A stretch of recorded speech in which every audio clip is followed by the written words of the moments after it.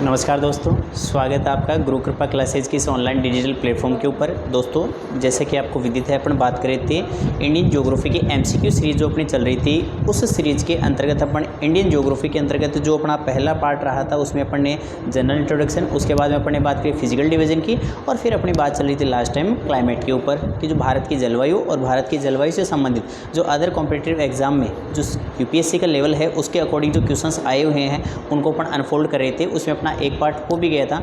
आज अपन second part के अंतर्गत जो अपने क्वेश्चंस हुए उन क्वेश्चन की अपन चर्चा करने वाले।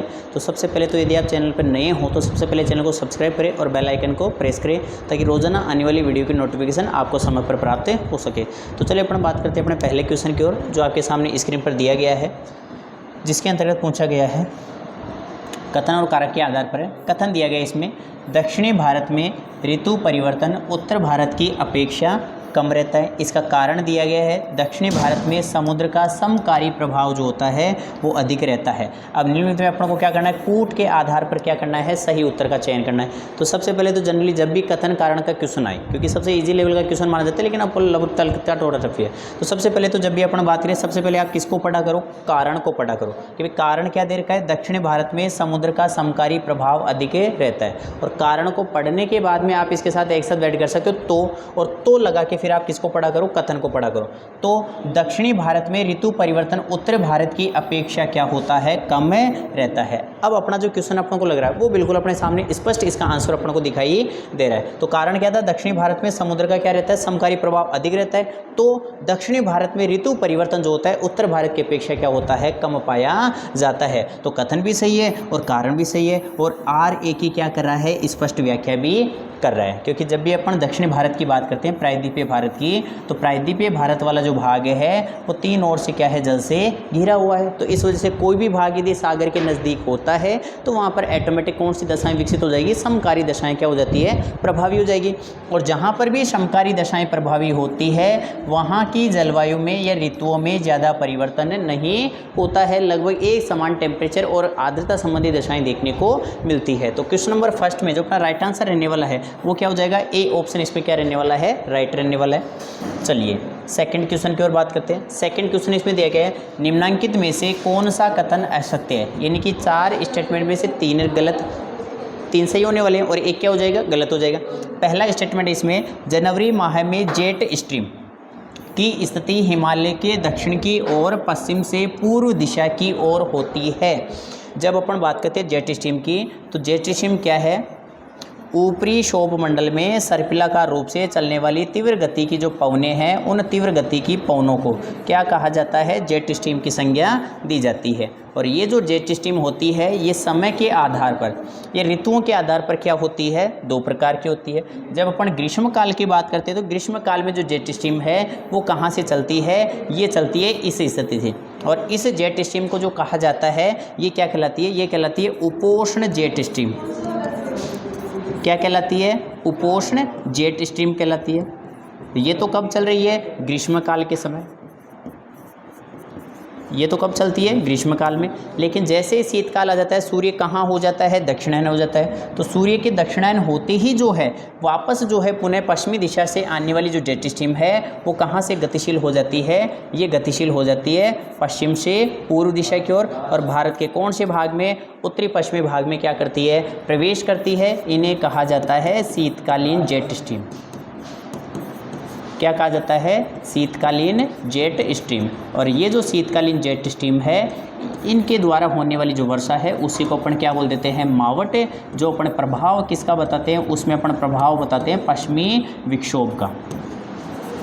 किसका प्रभाव बताते हैं, पश्चिमी विक्षोभ का अपन इसमें प्रभाव बताते हैं। तो पहला क्या है, जनवरी माह में जेट स्ट्रीम की स्थिति हिमालय के कहाँ पर हो जाती है, दक्षिण की ओर पश्चिम से पूर्व दिशा में। बिल्कुल ये कथन क्या दिए गए, बिल्कुल सत्य दिए गए। और जैसे ग्रीष्मकाल आएगा इसी की स्थिति कहाँ से हो जाएगी, ये हिमालय के उत्तर से गतिशील होने लग जाती है। सेकंड है, जेट प्रवाह की पश्चिमी शाखा भारत में शीतकालीन चक्रवात लाने में क्या होती है, सहायक होती है। बिल्कुल जो भूमध्य सागर के ऊपर से जो चक्रवात विकसित होते हैं शीतोष्ण कटिबंधीय चक्रवात, उनको वहाँ से गतिशील करके पश्चिम से पूर्व दिशा की ओर आगे लाके भारत में वर्षा कराने में सहायक कौन है? ये है शीतकालीन जेट स्ट्रीम है। और तीसरा स्टेटमेंट दिया गया है प्रत्यावर्तित मानसून अरब सागर से क्या करता है? आर्द्रता ग्रहण करता है। प्रत्यावर्तित मानसून का तात्पर्य है लौटते हुए मानसून से, और जब अपन लौटते हुए मानसून की बात करते हैं तो ये वापस जब लौटता है तो इन पवनों को अपन बोलते हैं कौन सी?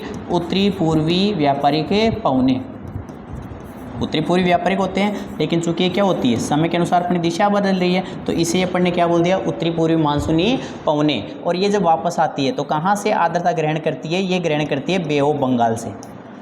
कहाँ से आर्द्रता ग्रहण करती है? बे ऑफ बंगाल से। जबकि यहाँ क्या दिया गया है? अरब सागर। तो ये स्टेटमेंट अपना क्या हो जाएगा? गलत हो जाएगा। और फोर्थ स्टेटमेंट है पश्चिमी विक्षोभों से उत्तरी पश्चिमी भारत और तमिलनाडु में क्या होती है? वर्षा होती है। पश्चिमी विक्षोभों के प्रभाव से, यानी कि शीतकाल के समय कहाँ पर होती है? उत्तरी पश्चिमी भारत और कहाँ पर होती है? तमिलनाडु। तमिलनाडु में विशेष तौर पर पश्चिमी विक्षोभों का प्रभाव नहीं होता। ये किसका होता है? ये होता है मानसून प्रत्यावर्तन का होता है। किसका होता है? मानसून प्रत्यावर्तन का होता है। तो यहाँ पर अपना जो गलत कथन है वो क्या है? सी ऑप्शन है। तो सीधी सी बात अपना जो राइट आंसर होगा वो क्या हो जाएगा? प्रत्यावर्तित मानसून अरब सागर से आर्द्रता ग्रहण न करके कहाँ से करता है? बंगाल की खाड़ी से करता है। तो सी ऑप्शन इसमें क्या हो गया? राइट हो गया। चलिए अगले क्वेश्चन की ओर बात करते हैं। निम्नांकित में से जहाँ वर्षा की सर्वाधिक परिवर्तनशीलता, वर्षा की सर्वाधिक क्या देखनी है अपन को? परिवर्तनशीलता पाई जाती है, वह है केरल है, कर्नाटक है, मेघालय है और राजस्थान है। परिवर्तनशीलता से तात्पर्य है वर्षा होने वाली जो स्थिति है, ये दिनों की संख्या ले लो या वर्षा की मात्रा ले लो, उसके आधार पर जो उसमें वेरिएशन पाया जाता है उस वेरिएशन को क्या कहा जाता है? परिवर्तनशीलता के नाम से जाना जाता है। अब ये जो परिवर्तनशीलता है अपन को ऑप्शन के आधार पर देखना है कि भाई केरल जो है यहाँ पर है, ठीक है, उसके बाद में कर्नाटक इसके पास में पड़ता है, उसके बाद में ये वाला राजस्थान हो गया और उसके बाद में कौन हो गया? मेघालय हो गया।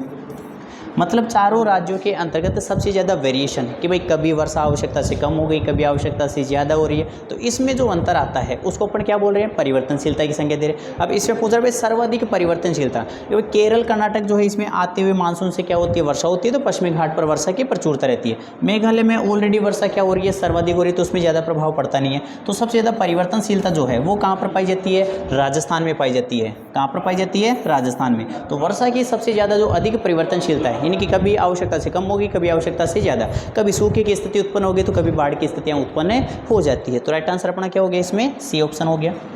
चलिए अगले क्वेश्चन की ओर बात करते हैं। भारत के अकालग्रस्त क्षेत्रों में वर्षा की परिवर्तनशीलता पाई जाती है। फोर्थ क्वेश्चन दिया गया इसमें कि भारत के अकालग्रस्त क्षेत्रों में, अकालग्रस्त क्षेत्रों के साथ आप याद रख सकते हो कौन से? सूखाग्रस्त क्षेत्र। और सूखाग्रस्त क्षेत्रों की जब अपन बात करते हैं तो वहाँ पर जो वर्षा की परिवर्तनशीलता, मतलब वर्षा की मात्रा में कितना परिवर्तन आ जाता है कि सूखे की समस्या वहाँ पर उत्पन्न हो गई। और जब इस परिवर्तनशीलता की अपन बात करते हैं तो कितनी एक आ जाती है? ठीक है, सबसे पहले तो सूखाग्रस्त अपन क्षेत्र किसको बताते हैं? एक तो मैक्सिमम जो वृष्टि छाया क्षेत्र होते हैं, और वृष्टि छाया क्षेत्रों के अंतर्गत एक तो ये वाला पार्ट आ जाता है, एक अपने कर्नाटक का ये वाला पार्ट आ जाता है, एक यहाँ पर मिर्ज़ापुर वाला पार्ट आ जाता है, बस्तर के पठार वाला क्षेत्र आ जाता है। तो ये वाली जो मुख्यतः भाग है किसमें आते हैं? वृष्टि छाया क्षेत्र, इनकी अल्प वर्षा वाले क्षेत्रों में, जहाँ पर सूखे की क्या पाई जाती है? बाल लगातार बारंबारता पाई जाती है। तो यहाँ पर पूछना चाह रहा है कि भारत के अकालग्रस्त क्षेत्रों में वर्षा की परिवर्तनशीलता, मतलब कितनी वर्षा में वेरिएशन आ जाता है? 20 से 25%, 15 से 20% तक, 10 ले लो आप, 10% से कम और 30% से अधिक। तो परिवर्तनशीलता जितनी ज़्यादा होगी सूखे की संभावनाएं प्रबलशीलता उतनी ही क्या होती है? अधिक होती है। तो यहाँ पर राइट आंसर जो रहने वाला वो क्या हो जाएगा? 30% से अधिक। मतलब जितनी ज़्यादा परिवर्तनशीलता होगी सूखा भी क्या होगा? उतना ही प्रभावी होगा। तो कितनी हो जाएगी? 30% से अधिक पाई जाती है। चलिए अगले क्वेश्चन की ओर बात करते हैं। भारत में दक्षिणी पश्चिमी मानसून का समय सामान्यतः कब होता है? कब से कब तक होता है? दक्षिणी पश्चिमी मानसून, यानी कि अपन बोल रहे हैं जनरली जो आता हुआ मानसून है, या जिसे अपन ने ग्रीष्मकालीन मानसून कहा है, या फिर तो आप सीधा सीधा बता दो कौन सी? वर्षा ऋतु। कि भाई वर्षा ऋतु का जो समय है वो जनरली कब से कब तक माना जाता है। तो अपन जनरली इसमें बात कर ले। सबसे पहले तो 4 खंडों में डिवाइड कर दो, और 4 खंडों में इसको डिवाइड करके अपन जनरली जो मान सकते हैं वो कितना मान सकते हैं कि भाई लगभग 15 दिसंबर से लेके 15 मार्च तक का जो समय होता है ये तो कौन सी ऋतु का होता है? शीत ऋतु का होता है। कौन सी का होता है? शीत ऋतु का। 15 मार्च से लेके कब तक है? 15 जून तक का जो समय होता है ये किसका होता है? ग्रीष्मकाल का होता है। किसका होता है? ग्रीष्मकाल का। 15 जून से लेके कब तक है? 15 सितंबर तक का जो समय होता है ये किसका होता है? वर्षा ऋतु का होता है। ठीक है। और 15 सितंबर से 15 दिसंबर तक का जो समय होता है ये किसका होता है? ये होता है मानसून प्रत्यावर्तन का। किसका होता है? मानसून प्रत्यावर्तन का। ठीक है। तो अपन को अपना आंसर देना है कि भाई दक्षिणी पश्चिम मानसून, यानी कि सीधा अपन को बताना है किसका, कि भाई जो वर्षा ऋतु होती है इस वर्षा ऋतु का समय कितना होता है। तो वर्षा ऋतु में अपन को पता है क्या चले भाई 15 जून से लेकर 15 सितंबर, यानी कि लगभग जून से सितंबर। और जून से सितंबर अपन को कहाँ मिल रहा है? बी ऑप्शन में मिल रहा है। तो अपना राइट आंसर क्या हो जाएगा? B option. यदि पूछ लेता भाई लौटते हुए मानसून का समय तो फिर वो सितंबर से क्या हो जाता? दिसंबर तक हो जाता। यदि पूछ लेता भाई शीत ऋतु का समय तो दिसंबर से मार्च तक, और ग्रीष्म ऋतु कौन सी? मार्च से जून तक हो जाएगी। तो राइट आंसर बी ऑप्शन। चलिए अगले क्वेश्चन की बात करते हैं कथन कारण के आधार पर। ठीक है। तो सबसे पहले वही है कि भाई सबसे पहले अपन को पढ़ना किसको है? कारण को पढ़ना है। और कारण जो इसमें दिया गया वो क्या है? तमिलनाडु अरब सागरीय मानसून के वृष्टि छाया क्षेत्र में स्थित है।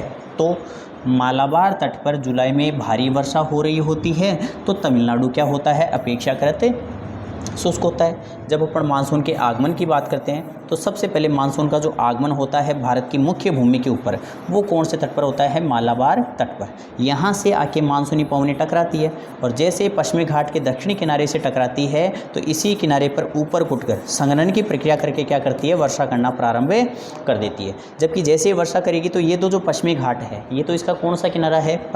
पश्चिमी किनारा। लेकिन ये जो पूर्वी किनारा है इस पूर्वी किनारे पर वर्षा नहीं होती है। तो ये जो क्षेत्र ये क्या कहलाएगा? वृष्टि छाया क्षेत्र कहलाता है।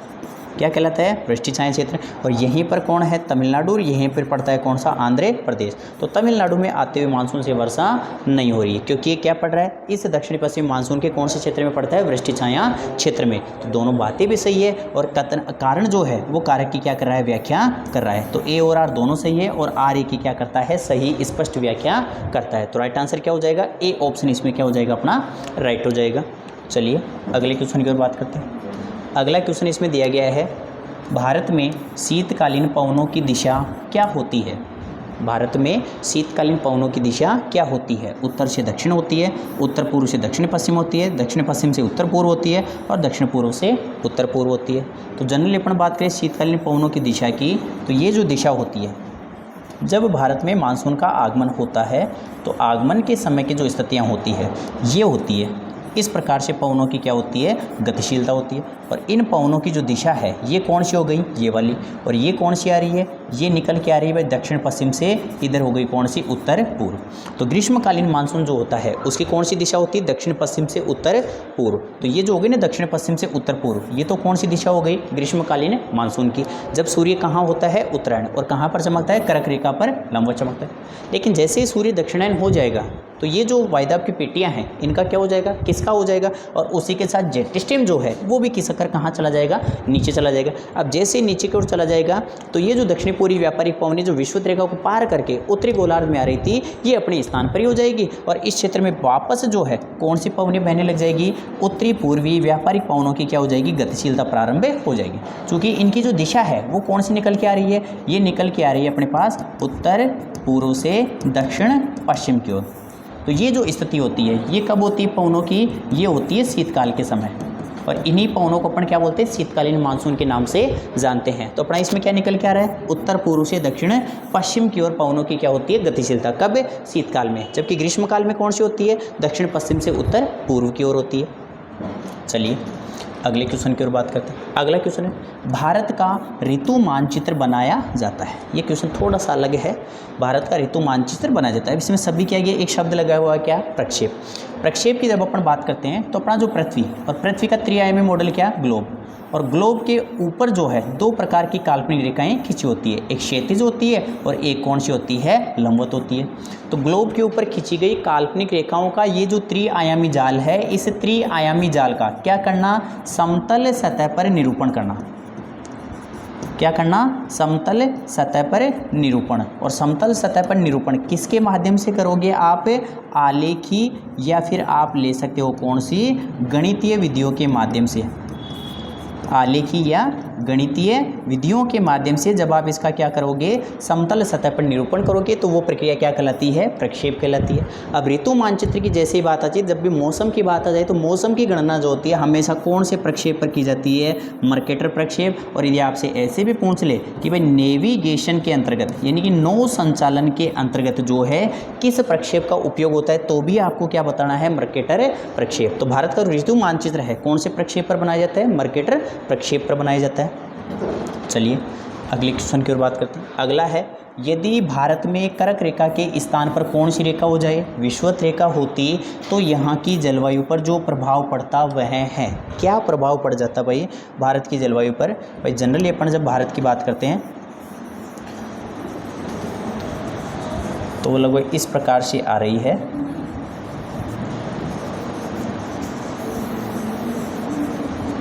ठीक है, अब इसमें कर्क रेखा जो है वो लगभग यहाँ से जा रही है और विषुवत रेखा जो है वो यहाँ पर है। ठीक है, और ये कौन सी है, कर्क रेखा। अब इन रेखाओं के अपन को कंपैरिजन करना है, तुलना करना है। भाई वर्तमान में भारत में कौन सी रेखा है, कर्क रेखा। और कर्क और मकर रेखा पे विशेषता क्या होती है कि जो विषुवत रेखा से पौने ऊपर की ओर उड़ती है वो वापस शीतल होके कहाँ पर उतरती है, कर्क और मकर रेखा के ऊपर उतरती है। और जैसे कर्क और मकर रेखा के ऊपर उतरेगी तो वहाँ पर वायु जहाँ पर भी अभिसरित होती है नीचे उतरती है, तो सघन वायुमंडल में प्रवेश करने के कारण एक तो उसके तापमान में वृद्धि होती है और उसकी आर्द्रता धारण क्षमता में क्या हो जाती है, वृद्धि हो जाती है, जिससे वहाँ पर शुष्क दशाओं का क्या होता है, निर्माण हो जाता है। मरुस्थलों की क्या हो जाती है, उत्पत्ति हो जाती है। जैसे कि भारत में यहाँ पर थार का मरुस्थल, शुष्क दशाएं विकसित हो गई। लेकिन यदि इसका क्या हो जाए, उल्टा हो जाए, ये विषुवत रेखा यहाँ से खिसक कर कहाँ पर आ जाती है, कर्क रेखा पर। मतलब विषुवत रेखा भारत के कहाँ से गुजरती, बीचों बीच से। तो फिर क्या होता, सूर्य का लंबवत रोजाना प्रकाश पड़ता। सूर्य का लंबवत रोजाना प्रकाश पड़ता तो मतलब सीधे सीधे अपन बोल दिए कि भाई क्या हो जाता, सूर्य ताप क्या मिलता भाई, अधिक मिलता। और सूर्य ताप अधिक मिलता तो सीधी सी बात है संवहन तरंगों की क्या हो जाती, उत्पत्ति। संवहन तरंगों की क्या हो जाती, उत्पत्ति। और जैसे ही संवहन तरंगों की उत्पत्ति होती तो फिर वर्षा जो होती वो भी कौन सी होती, समनीय वर्षा हो जाती।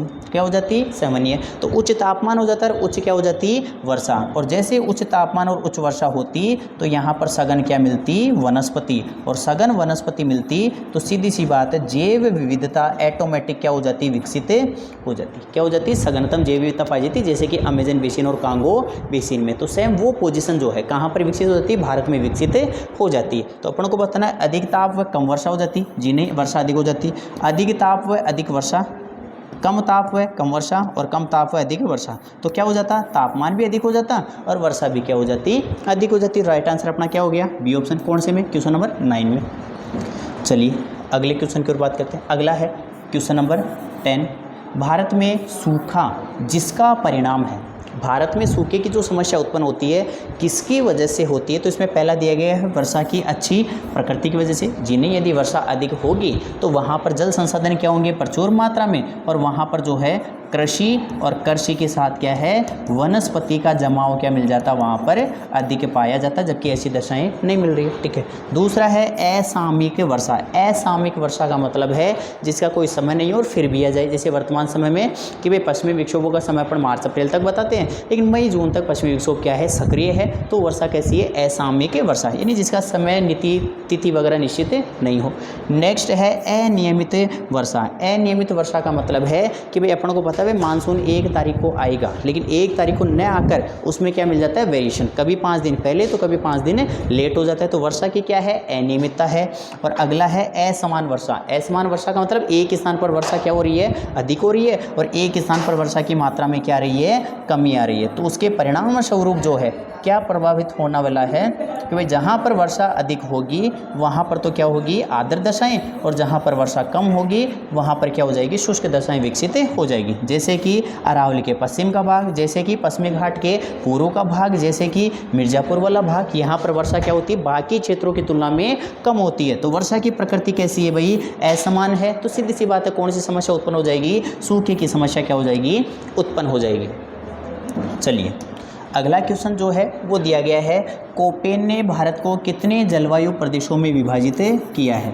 कोपेन महोदय ने भारत को कितने जलवायु प्रदेशों में विभाजित किया है? तो कोपेन महोदय जो थे वो जर्मनी के एक क्लाइमेटोलॉजिस्ट थे और इन्होंने जो जलवायु का विभाजन किया वो किसके आधार पर किया है? वनस्पति के आधार पर किया है। अब जब अपन कोपेन महोदय का भारत का जलवायु वर्गीकरण देखते हैं तो उसमें भारत के लिए इन्होंने जिन शब्दों का प्रयोग किया उसमें सबसे पहला तो ये वाला, यहाँ पर कौन सी थी कोपेन के अनुसार? AS।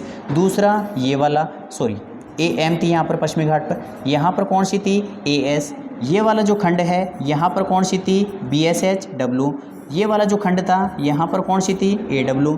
ये वाला जो खंड था यहाँ पर कौन सी थी? BW HW।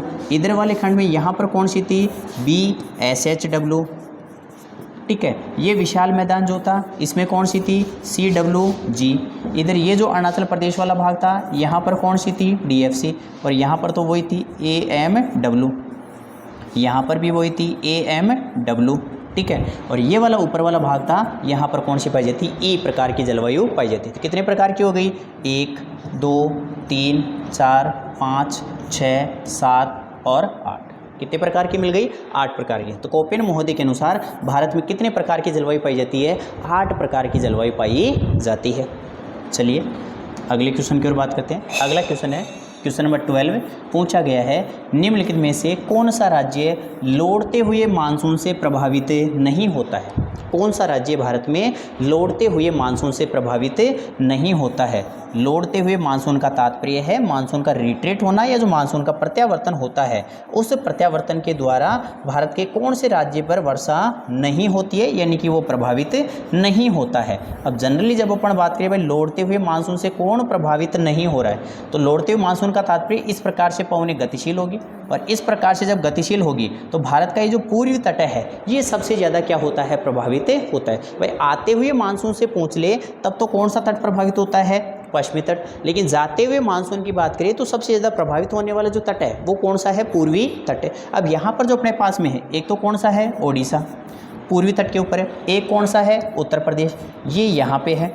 एक कौन सा है? तमिलनाडु, तमिलनाडु यहाँ पर है। और एक कौन सा है? आंध्र प्रदेश, आंध्र प्रदेश इनके बीच में। तो 3 राज्य जो है वो तो कौन से तट पर पड़ रहे हैं? पूर्वी तट पर। एक कौन बचा? केवल उत्तर प्रदेश। और उत्तर प्रदेश जो है यहाँ पर इससे वर्षा नहीं हो रही है, तो सबसे कम प्रभावित होने वाला जो राज्य है वो कौन सा है? उत्तर प्रदेश है। बाकी 3 इससे क्या हो रहे हैं? प्रभावित हो रहे हैं। तो राइट आंसर अपना क्या हो गया? उत्तर प्रदेश हो गया। चलिए अगले क्वेश्चन की ओर। क्वेश्चन नंबर 13 पूछा गया है उत्तरी पश्चिमी भारत में शीतकालीन वर्षा का कारण है। उत्तरी पश्चिमी भारत में शीतकालीन वर्षा का कारण है।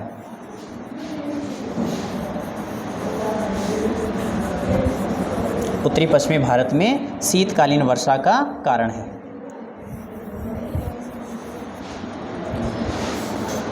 ठीक है, इस वाले भाग की बात की जाए और ये वाला जो भाग है यहाँ पर वर्षा किसकी वजह से, और यहाँ पर वर्षा किसकी वजह से होगी? जो पवनें कहाँ से आ रही है? पश्चिम से पूर्व दिशा की ओर, यानी जिसको अपन ने बोला था शीतकालीन जेट स्ट्रीम। अब शीतकालीन जेट स्ट्रीम जो है वो जो आर्द्रता है कहाँ से लेके आती है? वो लेके आती है शीतोष्ण कटिबंधीय चक्रवात से। किसको लेके आती है आगे? शीतोष्ण कटिबंधीय चक्रवात को आगे लेके आती है। और शीतोष्ण कटिबंधीय चक्रवातों की उत्पत्ति जो होती है वो कहाँ से होती है? भूमध्य सागर से होती है। और वो कब होती है? शीत ऋतु के समय होती है। कब होती है? शीतकाल में होती है। और इन पवनों की जो दिशा होती है वो कौन सी होती है? पश्चिम से पूर्व होती है। और वो भारत के कौन से भाग में प्रवेश करती है? उत्तरी पश्चिमी भाग में। तो यहाँ पर पूछा गया पश्चिमी विक्षोभ से, निवर्तनी मानसून से, दक्षिणी पश्चिमी मानसून से और व्यापारिक हवाओं से। जनरली जब अपन बात करते हैं 0 से 23.5 तक का जो भाग है, इस भाग में जो पवनें चलती है उन पवनों को क्या कहा जाता है? व्यापारिक पवनें। ठीक है, दक्षिणी पश्चिम मानसून क्या है? भारत में ग्रीष्म काल के समय दक्षिण पश्चिम दिशा से जो प्रवेश करता है वो क्या कहलाता है? दक्षिणी पश्चिमी मानसून। निवर्तनी मानसून या रिट्रीट मानसून क्या है? जब शीतकाल के समय मानसूनी पवनें वापस क्या होती है? लौटती है, तो ये क्या कहलाता है? मानसून का रिट्रीट होना। और जब पश्चिमी विक्षोभ यानी कि पश्चिम दिशा से आने वाली चक्रवातीय पवनें वो क्या कहलाती है? पश्चिमी विक्षोभ। और वो भारत के कौन से भाग में प्रवेश करती है? उत्तरी पश्चिमी भाग में। कौन से चक्रवात आते हैं इसमें? शीतोष्ण कटिबंधीय चक्रवात। कहाँ से उत्पन्न होते हैं? भूमध्य सागर। कब आते हैं? शीतकाल के समय। और इससे जो वर्षा होती है उस वर्षा को अपन क्या कहते हैं? मावट या गोल्डन ड्रॉप्स के नाम से जाना जाता है। तो राइट आंसर क्या हो गया? A option. चलिए अगले क्वेश्चन की ओर बात करते हैं। क्वेश्चन नंबर 14 पूछा गया है, भारत में प्रवेश करने वाले शीतोष्ण कटिबंधीय चक्रवातों का उत्पत्ति स्थान है, मतलब उत्पत्ति कहाँ से होती है। तो अभी अपन ने बात करी है कहाँ से होती है भाई, भूमध्य सागर से होती है। और भूमध्य सागर से आगे कौन लेके आता है इनको, पछुआ पवनें, और पछुआ पवनों के साथ कौन होता है, शीतोष्ण कटिबंधीय शीतकालीन जेट स्ट्रीम, वो इनको आगे क्या करती है, गतिशील करती है। और भारत के कौन से भाग में, उत्तरी पश्चिमी भाग में क्या करते हैं, प्रवेश करते हैं, और भारत में क्या करते हैं, शीतकाल के समय वर्षा करते हैं। ठीक है, तो क्वेश्चन नंबर 14 का राइट आंसर क्या हो जाएगा, सी ऑप्शन इसमें क्या हो जाएगा, राइट आंसर हो जाएगा। चलिए अगले क्वेश्चन की ओर बात करते हैं।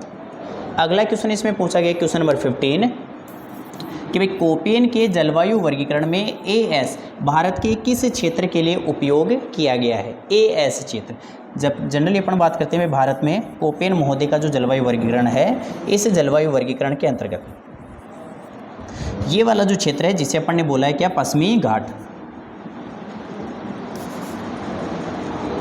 पश्चिमी घाट। और पश्चिमी घाट के लिए कोपेन ने जो यूज लिया वो कौन सा था, AMW। जबकि ये वाला जो क्षेत्र था, इस वाले क्षेत्र के लिए कौन से शब्द का प्रयोग किया है, AS। भाई यदि आपसे पूछ ले कौन सा तट है, मालाबार तट, तो मालाबार तट के लिए तो कौन सा प्रयोग किया, AMW। जबकि यदि आपसे पूछ ले कोरोमंडल तट, कौन सा तट, कोरोमंडल तट, जो कहाँ पड़ता है, तमिलनाडु के अंतर्गत, वहाँ पर कौन सा प्रयोग किया, AS। तो यहाँ पर पूछा गया पश्चिमी मरुस्थल, तो पश्चिमी मरुस्थल में तो यूज लिया था कौन सा था, BWHW। पूछ ले केरल तट, तो केरल तट में कौन सा काम में लिया था, AMW। पूछ ले तमिलनाडु तट, तो तमिलनाडु में कौन सा लिया था, AS। और पूछ ले कौन सा पूर्वी हिमालय, और पूर्वी हिमालय में अरुणाचल प्रदेश में कौन सा था, DFC। तो यहाँ पर राइट आंसर क्या हो जाएगा, तमिलनाडु तट है, जहाँ पर शीतकाल के समय क्या होती है, वर्षा होती है, यानी कि उष्ण कटिबंधीय शीताद्र जलवायु के लिए कोपेन ने कौन से शब्द का प्रयोग किया है, AS शब्द का क्या किया है, प्रयोग किया है। तो क्वेश्चन नंबर 15 का राइट आंसर क्या हो गया, सी ऑप्शन हो गया।